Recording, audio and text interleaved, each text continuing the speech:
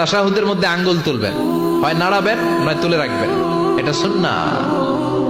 আশাদ্দু আলা শাইতান মিনাল হাদিদ, শয়তানরে লোহা দিয়ে পিটাইলে যত কষ্ট পায়, তাশাহুদে বসে এই আঙ্গুলটা নাড়ালে এর চেয়ে বেশি কষ্ট পায়। সুবহানাল্লাহ কইবেন না?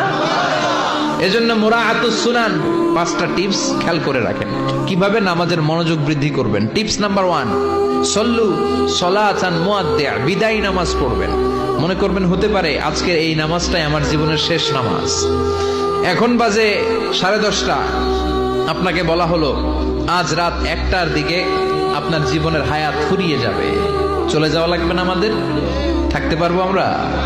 চলে যাওয়া লাগবে। রাত 1টায় মালাকুল মউত চলে এসে রূহ কবজ করে নিয়ে যাবে। আর 1.5 ঘন্টা আপনার হাতে সময়।